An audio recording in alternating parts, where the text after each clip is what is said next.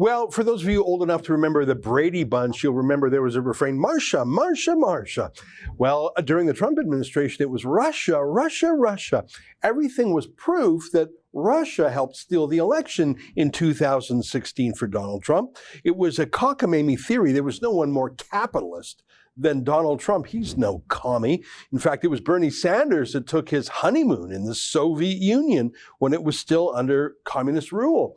But it was such a hot meme in the media that it actually became a multi-year, multi-tens of millions of dollars investigation by Robert Mueller, who in the end found no proof of collusion whatsoever. Well, Joe Biden has been president for not even 6 months. How has he done with Russia? Has he been tougher with Vladimir Putin, or has he done what the media alleged Donald Trump did? Give things away to Russia. Well, let me show you a headline. I've just got a couple of stories in front of me here, just incredible. This is a story from Joel Pollak in Breitbart.com. I'll just read one headline. Joe Biden got nothing in Geneva summit with Russia's Vladimir Putin. I just want to read the first sentence or two, and then we'll bring Joel in. President Joe Biden gave Russian President Vladimir Putin almost everything he could have wanted at their summit.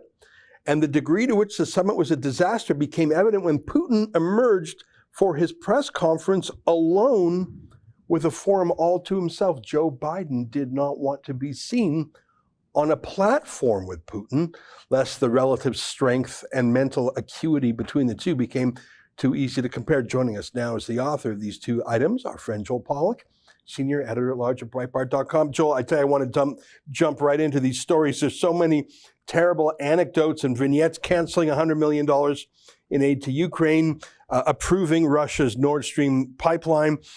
Everything the Democrats said Trump was bad at for Russia, Biden just did it. Right. It's amazing how Democrats just don't seem to care about appeasement with Russia when they're the ones allegedly doing it. I don't think Donald Trump appeased Russia at all. I think Trump was very tough on Russia. He tried to block the Nord Stream 2 pipeline. The U.S. forces in Syria wiped out Russian mercenaries there. He also interfered with Russia's alliance with Iran and other troublesome countries. And he slapped more sanctions on Russian officials than had ever been done before. So this idea that Democrats had that Trump was somehow a puppet of Putin had nothing to do with reality and everything to do with their excuses for losing the 2016 election. Anytime Trump was simply cordial to Vladimir Putin, the Democrats portrayed it as some betrayal of national security. Yet, not only was Joe Biden more than cordial to Putin in their summit in Geneva last week, he gave him an entire summit. I mean, the G7, that's just 7 leaders from a bunch of other nations.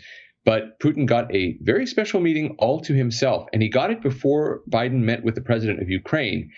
And so Biden elevated Putin even before he arrived in Geneva. When he left Geneva, he had nothing to show for it. All he really had was the Russians allowing the U.S. ambassador back to Moscow. Well, big deal. I mean, it wasn't as if we kicked out the Russian ambassador. The Russians withdrew their ambassador several months ago. So that is now restored, okay, for whatever that's worth. What Putin has been able to do is to get a 5-year extension of the New START treaty, which is a one-sided treaty of disarmament favoring Russia. He just asked for 1 year. Biden gave him 5. Russia also gets the Nord Stream 2 pipeline supplying natural gas to Europe, which not only makes Europe dependent on Russia, but also circumvents Ukraine. The Ukrainians were the conduit for a lot of the natural gas going to Europe. Now they are going to be cut out of the picture, so they lose leverage and they lose billions of dollars in revenue.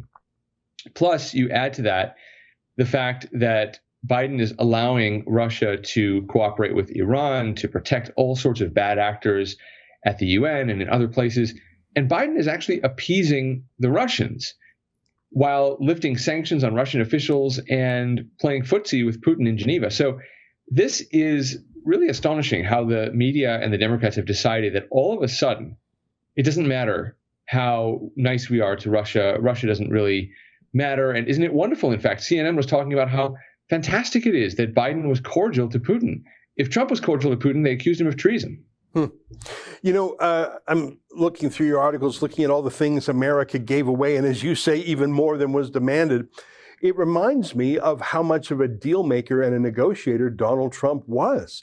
I mean, I can't think of any tougher industry and place in the world than cutthroat New York State property development, whether it's dealing with, I don't know, mafia in the construction unions or crooked, state and city regulators, or just tough competitors, financial vagaries. There is no tougher business, and you've got to be extremely sharp.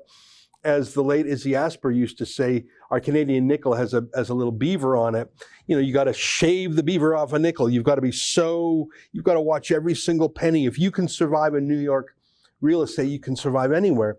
Joe Biden has never been in a real negotiation like that against a real enemy in a zero-sum game. So he goes over there and he just gives things away. I can't think of anything he's ever negotiated, any deal he's ever done, any person he's ever stared down. I just don't think he has that skill set.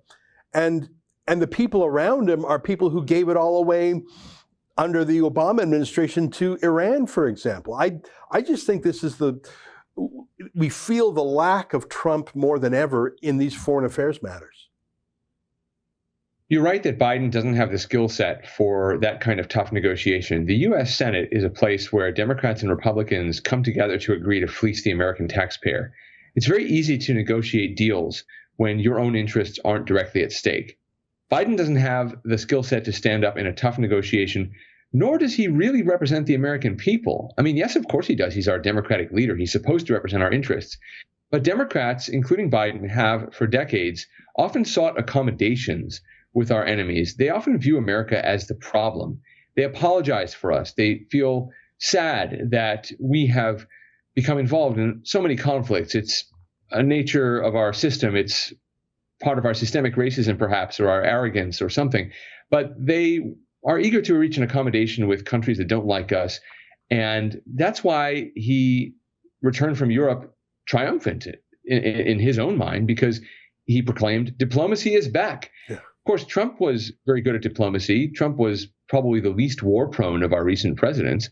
But with Trump, diplomacy meant standing up for American interests in a very serious way. With Biden, diplomacy means going along to get along. And he was very pleased that the Europeans liked him and they have a very favorable opinion of him. If you look at the opinion polls, there's been this dramatic turnaround in European views of the United States since Biden took over. It's very much a reflection of our media rather than reality. And I was told yesterday that quietly, European governments are quite troubled by the Biden administration's stance because it is one of appeasement on every front. We were told, for example, he was going to go to Europe and get the European leaders and the G7 to agree on tough action against China. Well, that didn't happen. I mean, Biden is not about defending American interests or the West. He's about reaching an accommodation with those who challenge us in the hope that we won't offend them too badly, and then he can come home and talk about diplomacy, sort of like Neville Chamberlain returning with a piece of paper. I mean, diplomacy is fine. Anyone can use diplomacy. What do you use that diplomacy to achieve? Trump achieved things like the U.S. Mexico-Canada agreement, and he did it by being tough on our trade partners. Trump achieved things like the Abraham Accords, and he did it by standing firmly with American allies, particularly with Israel. What's Biden doing? Biden's basically giving away the store. He comes home and talks about diplomacy because they slapped each other on the back in public, at least when they weren't obeying social distancing rules. But there's no real achievement to his diplomacy. So it's not only does he lack the skill set, but he's not even really representing our interests. That's an excerpt from my daily show, the Ezra Levant Show. Every day I do a monologue on the news of the day, then I interview an interesting guest, and then I read my hate mail. You gotta subscribe. Go to rebelnews.com.